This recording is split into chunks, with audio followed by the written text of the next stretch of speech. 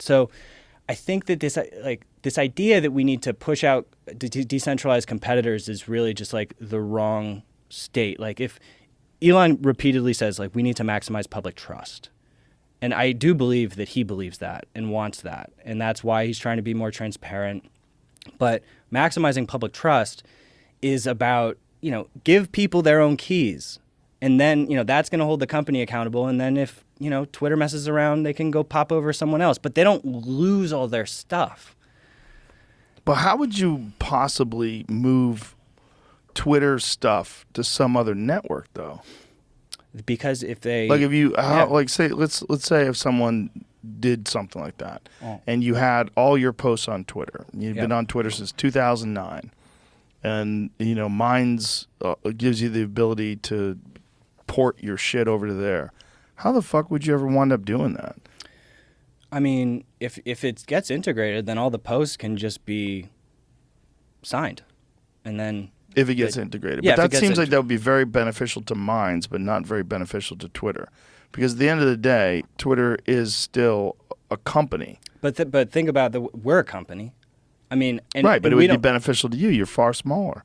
Right. Like how many users does Twitter have? Oh, of course. Hundreds of millions, right? Right. But there were people on our team who asked the same question to our team.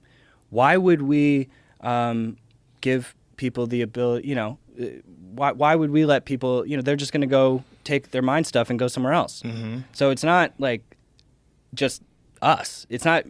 Right, but you're a very small company, relatively speaking. Like when you first came on the podcast, I think you had 2 million. Mm-hmm. Is that what it was? Somewhere around there? Yeah, that sounds right. And now you're more than double that. You're at 5 million. But relatively speaking, when people start talking about social media networks, Minds does not get into the conversation as a mass, distributor of information. Right. And, now Rumble is. Yeah. And do you know why? They've spent a lot of money. Oh, God, they've spent a lot of money. They came to me with a fucking shitload of money. Same thing happening with Substack. They're spending millions of dollars bringing over top talent. It's not sustainable.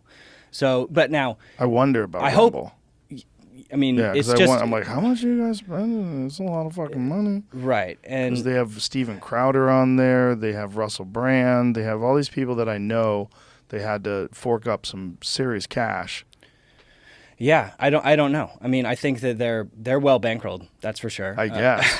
And it also seems to be working in terms of like just generating more publicity and users. And I know there was something that was on Rumble recently. I forget what the video was, but it was over 2 million views. I was like, that's significant. Yeah, no, it's great. I mean, it's great for these options. It's very validating. Regardless, see, I'm in it for the actual speech. I want them to succeed. I want that to happen. So, I just just while it's in my head, because I forgot to bring it up before about Substack. So Elon actually accused them of stealing Twitter data. What do you mean? And that was part of his justification for blocking them. How did they steal Twitter data? So, I mean, that's a very strong word that he used. And I don't know all the details, but what I know is that Substack is largely powered by Twitter's API, which means API, application programming interface. It's basically a developer tool set so that websites can integrate with API, Twitter API. You see login with Facebook, login with Twitter. Mm-hmm. You have tweets embedded in Substack. Like the API is how you facilitate that, and Twitter has been locking down its API. Because it's been, quite frankly, probably costing them millions of dollars. Because when Substack makes an API call to Twitter, that costs Twitter money.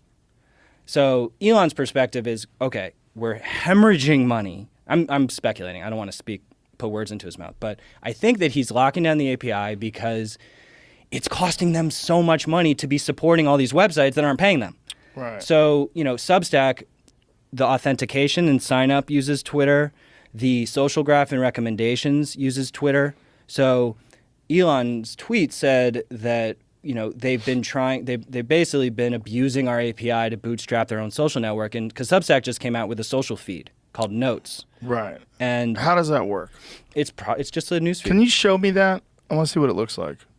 what Substack Notes, because I just heard about this. And I don't want to stain this table. I just it's spilled good to some stain coffee. it. All right, good. It's good. It gives it life.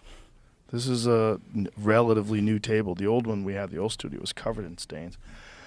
Introducing Substack Notes, unlocking the power of the subscription network. And so, what is this? So What does it there's a look like? screenshot down there. Yeah. Mm-hmm. You have to sign in. No, you just do continue. motherfuckers. Yeah, there it is.